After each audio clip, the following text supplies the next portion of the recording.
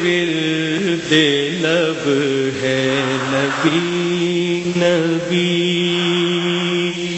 میرا دل مقام حبیب ہے، مقام حبیب ہے۔ بسم اللہ الرحمن الرحیم۔ ایک بہن نے کویسچن کیا تھا کہ جیسے اولیاء عظام کو یا صحابہ کو مدد کے لیے پکارنا، یا علی مدد کہہ دیا، یا غوث الاعظم المدد کہہ دیا، یا رسول اللہ المدد کہہ دیا، تو اس کی کیا شرعی حیثیت ہے، کیا یہ درست ہے یا نہیں ہے؟ دیکھیں، مدد طلب کرنے کو استمداد کہتے ہیں۔ سب سے پہلی بات تو یاد رکھیں کہ استمداد فقط اللہ تبارک و تعالیٰ سے ہی اولا ہے۔ اولا اور افضل یہ ہے کہ اللہ سے استمداد کی جائے۔ اللہ تعالیٰ قادر مطلق ہے، وہ کسی کا محتاج نہیں ہے، وہ بالکل اپنے ہر بندے کی بات کو سننے پہ قدرت رکھتا ہے۔ سب سے افضل اور اولا یہی ہے کہ اس سلسلے میں اپنے رب کریم کی طرف رجوع کیا جائے۔ لیکن جب ہم صحابہ کرام علیہم رضوان کی حیات طیبہ دیکھتے ہیں، قرآنی واقعات کو دیکھتے ہیں، تو یہ نظر آتا ہے کہ اللہ تبارک و تعالیٰ کے عام بندوں نے اس کے خاص بندوں کی طرف رجوع کیا اور اپنی پریشانیوں میں، اپنی حاجات میں اللہ تعالیٰ کی بارگاہ سے انعامات حاصل کرنے کے لیے انہیں وسیلہ بنایا ہے۔ جیسے اگر آپ الفرقان پروگرام دیکھیں، یہ بہت ہی بہترین پروگرام تھا، میں کہتا ہوں عقائد کے سلسلے میں، اس لیے نہیں کہ میں نے بیان کیا، بلکہ اس لیے کہ غلط فہمیوں کے ازالے کے لیے اور معلومات میں اضافے اور عقائد کی تصحیح کے لیے اس میں بہت مواد تھا۔ تو ہمارے نبی کریم صلی اللہ علیہ وسلم اور سب اس کو حدیثیں میں پڑھتے ہیں کہ سرکار کی بارگاہ میں صحابہ کرام آئے اور انہوں نے ہر طرح کی حاجت کا سوال کیا۔ جو ما تحت الاسباب تھے وہ بھی چیزیں مانگی، ما فوق الاسباب تھی وہ بھی چیزیں مانگی۔ ابو ہریرہ رضی اللہ تعالیٰ عنہ نے حافظے کی کمی کی شکایت کی۔ اب حافظہ کی کمی کو دور کر دینا یہ تحت الاسباب کہاں آتا ہے؟ اگر وہ سرکار معجون دیتے، کوئی اور چیزیں بادام پستے وغیرہ کھلاتے تو کوئی بات بھی تھی کہ یہ اسباب کے تحت آیا، لیکن سرکار نے تو چادر بچھائی، جو اللہ نے چاہا پڑھا اور فرمایا ابو ہریرہ سمیٹ لو، سمیٹا تو حافظے کی قوت تیز ہو گئی، اور فرماتے اتنی بہترین میری حافظے کی قوت ہو گئی کہ پھر مرتے دم تک کوئی چیز نہیں بھولا۔ یہ ایک واقعہ، اگر سینکڑوں واقعات موجود ہیں کہ صحابہ کرام نے اپنی حاجات کے سلسلے میں نبی کریم صلی اللہ علیہ وسلم کی بارگاہ میں عرض کی ہے، حالانکہ وہ یہ بات ہم سے بہتر جانتے تھے کہ اللہ تبارک و تعالیٰ سننے پہ بھی قدرت رکھتا ہے، عطا فرمانے پہ بھی قدرت رکھتا ہے، وہ کسی کا محتاج نہیں۔ اس کے باوجود بارگاہ رسالت میں آ کے دست سوال دراز کرنا ثابت کرتا ہے کہ مشیت الہی یہ تھی کہ مانگو اللہ تبارک و تعالیٰ سے ہی مانگو، لیکن اگر تم اس کے خاص بندوں کو وسیلہ بنا کر ان سے دعا کرواؤ گے تو اللہ تبارک و تعالیٰ تم پہ مزید کرم فرمائے گا۔ جیسے کہ قحط سالی کے جتنے بھی واقعات دیکھ لیں، کیوں آئے تھے صحابہ کرام نبی کریم صلی اللہ علیہ وسلم کے پاس، اور جواب میں سرکار نے کیوں نہیں فرمایا کہ تم اللہ کو چھوڑ کر میرے پاس کیوں آ گئے ہو؟ ڈائریکٹ مانگو اللہ تعالیٰ سے، کہ اللہ تعالیٰ سنتا نہیں ہے تمہاری بات؟ وہ دعائیں کرتے رہے مقبولیت نہیں ہوئی، آخر بارگاہ رسالت میں آئے۔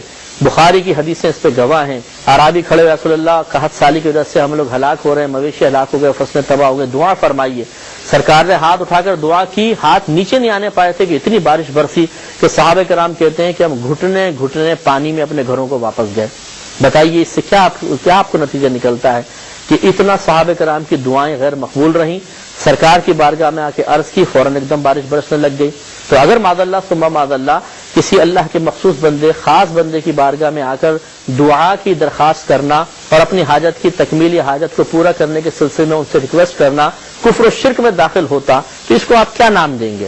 تو بس یہی وہ چیز ہے، اس کو ذہن میں رکھیے تاکہ غلط فہمی کا ازالہ ہو کہ اگر کوئی کسی مخلوق کے پاس جا کر ان سے دعا کرواتا ہے تو یہ اللہ کو چھوڑ کر جانا نہیں ہے، بلکہ تعلق الہی کو مضبوط کرنے کی غرض سے ایسا ہے۔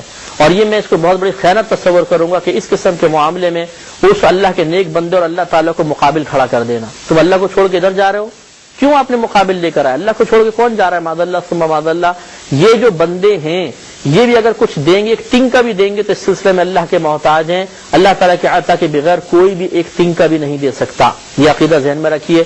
اللہ تعالیٰ کی عطا سے ان کو بڑے اختیارات حاصل ہوتے ہیں، یہ کسی کے لیے دعا کر دیتے ہیں تو بیڑا پار ہو جاتا ہے۔ تاریخ اس پر گواہ ہے، سے حدیثیں اس پہ گواہ ہیں۔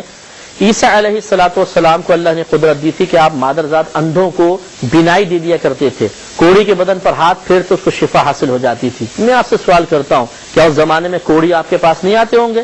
اندھے آپ کے پاس آ کے اپنے علاج نہیں کرواتے ہوں گے؟ یا عیسیٰ ہماری آنکھیں ہمیں آنکھیں دے دیجئے، ہمیں ہمارے کوڑ کے مرض کو دور کر دیجئے، اور آپ نے ان کے علاج بھی فرمایا۔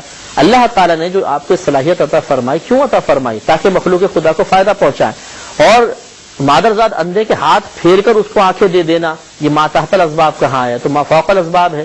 اور اگر آپ یہ کہیں کہ نبی کا معجزہ ہے تو نبی کا معجزہ ایک الگ بات ہے۔ نبی کا معجزہ اگر شرک پر مشتمل ہو تو کیا وہ معجزہ کہلائے گا؟ اور کیا اس پہ گرفت نہیں ہوگی؟ معاذ اللہ ثم معاذ اللہ، شرک تو شرک ہے، چاہے وہ معجزے کی شکل میں نظر آئے چاہے غیر معجزے کی شکل میں نظر آئے۔ لہٰذا یہ خیال بھی غلط ہے کہ جو وہ تو صرف معجزہ تھا تو وہاں جائز، باقی اور جگہ کسی مخلوق خدا کے پاس جا کے طلب سوال کرنا یا اپنی حاجت کو پورا کرنے کے لیے سوال کرنا یہ ناجائز ہوگا، غلط ہے۔ خلاصہ کلام یہ ہے کہ اللہ تعالیٰ کی بارگاہ سے اپنے تعلق کو مضبوط کر کے اس کی بارگاہ میں رجوع کرنا سب سے افضل اور اولیٰ ہے۔ لیکن اگر کوئی اس عقیدے کے ساتھ کسی مخلوق کی طرف متوجہ ہوتا ہے کہ دے گا اللہ تبارک و تعالی ہی، لیکن ان کی دعا میری تکمیل حاجت کا وسیلہ اور ذریعہ بن جائے گی، اس وجہ سے متوجہ ہوتا ہے، تو اس میں کوئی شرک کا تصور نہیں۔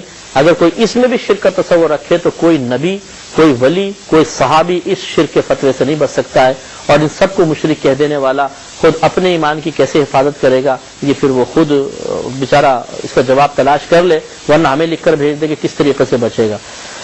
ایک یہ بہن نے فرمایا کہ بھائی نے فرمایا